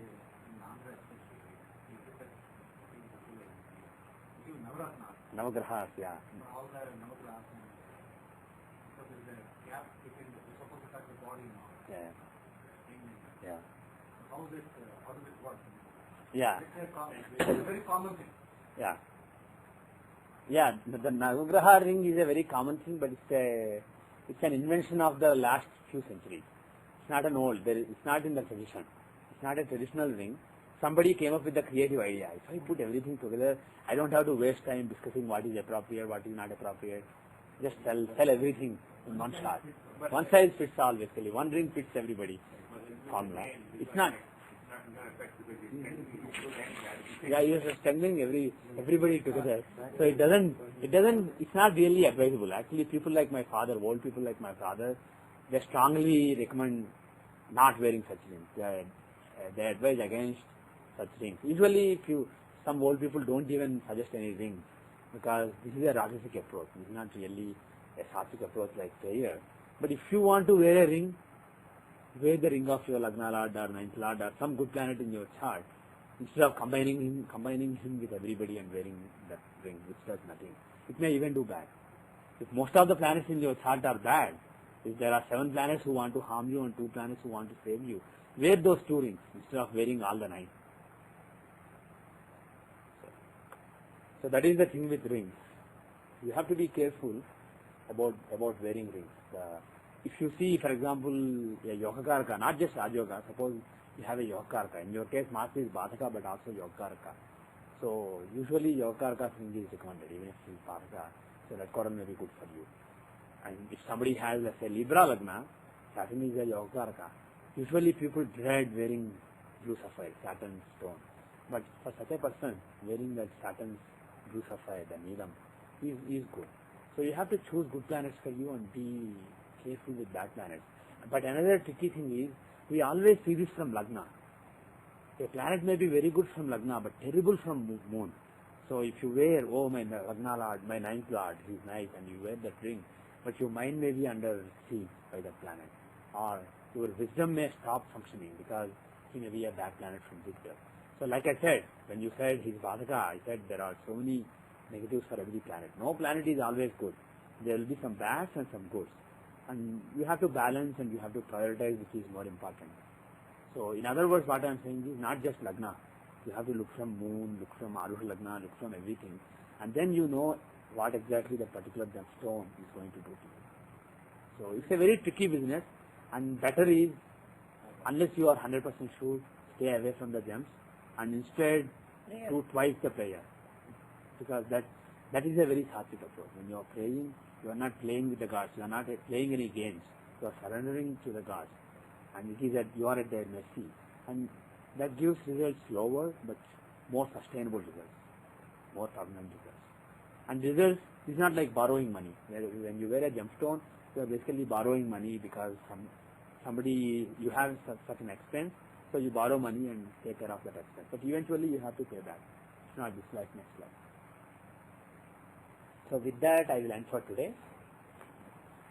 Om Shanti Shanti Shanti.